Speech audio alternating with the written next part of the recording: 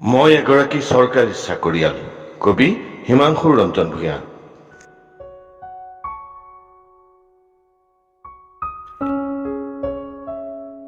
হয়, মই এগৰাকী চৰকাৰী চাকৰিয়াল। আজিৰ তাৰিখত বহুতৰ বাবে হয়তো মই ঈৰ্ষাৰ পাত্ৰ। মাহৰ মূৰত দৰমহা সোমাই, সৰুকৈ এটা ঘৰ আছে, এখন বাইক আছে, নতুবা এখন চাৰিচকীয়া। তেওঁলোকৰ তোলাচনীত বহু সুখী মই। কিন্তু মোৰো ঈৰ্ষা হয় জানে, বহুতৰ প্ৰতি।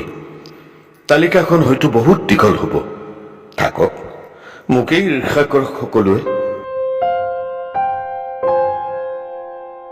নাজানে নহয় তেওঁলোকে, ঘৰৰ পৰা বহু দূৰ নিলগত, ল'ৰা ছোৱালী মানুহজনীৰ পৰা আঁতৰত, ভাড়াঘৰত ৰাতি ৰান্ধি পুৱালৈ থৈ দিয়া শুকান ভাতকেইটা খাই চাকৰিলৈ যোৱা, নতুবা নিজে দিনৰ পাছত দিন ভাত ৰান্ধি খোৱাৰ যন্ত্ৰণা। কিমান উজাগৰি নিশা আপোনজনৰ মুখবোৰে আমনি কৰে, মইহে জানো।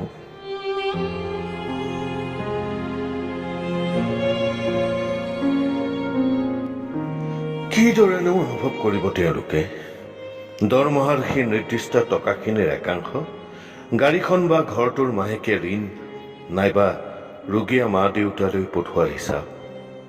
তাৰোপৰি পত্নীৰ প্ৰয়োজনবোৰ, ল'ৰা ছোৱালীৰ কাপোৰ, চেৰেলেক, হৰলিক্স, স্কুলৰ ফিজ, কিতাপৰ যোৰা টাপলি মাৰোঁতেই ভাড়াঘৰৰ মাহেকীয়া টকাকেইটা দিবলৈকে নোজোৰে কৈছোঁ।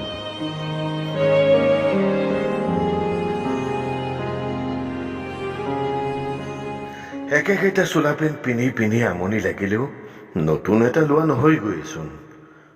ল'ম বুলি ভাবিও হিচাপ নিমিলি অহা মাহত ল'ম বুলিয়ে বহু মাহ পাৰ হৈ যায়।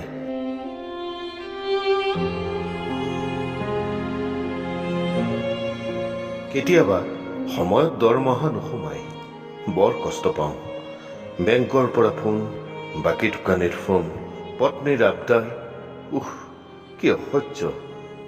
তথাপি চাকৰিটো কৰিবই লাগিব। ঘৰখনৰ বাবে, ল'ৰা ছোৱালী পত্নীৰ বাবে, নিজৰ বাবে, আত্মসন্মান জীয়াই ৰখাৰ বাবে।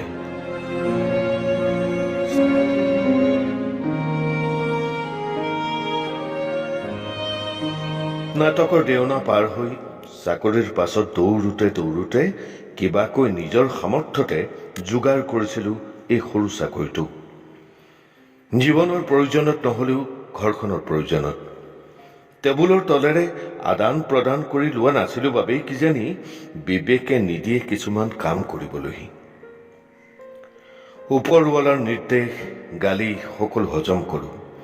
বিনা বাক্যে পালন কৰি যাবলগীয়া হয় চৰকাৰী নীতি নিৰ্দেশনা, কেতিয়াবা ৰাতিক দিন কৰি নতুবা দিনক ৰাতি কৰি। নিৰ্বাচনী দায়িত্বৰ পৰা লোকপিয়ল, আধাৰ, বানপানী চাউল বিলোৱা ইত্যাদি অতিৰিক্ত দায়িত্ববোৰো আমাৰ ওপৰতে পৰে।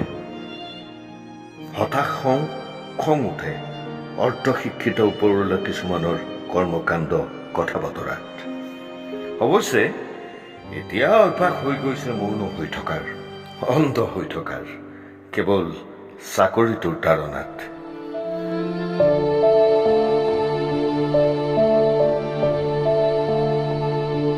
যিমান কষ্ট হ'লেও, ন্যূনতম বেংক বেলেঞ্চ নাথাকিলেও, নাইবা কাৰ লোন, হোম লোনত পোত গৈ থাকিলেও, সকলো দুখ যন্ত্ৰণা বুকুত সামৰি এমুকুৰা কৃত্ৰিম হাঁহি লৈ সুখত থকাৰ অভিনয় কৰোঁ।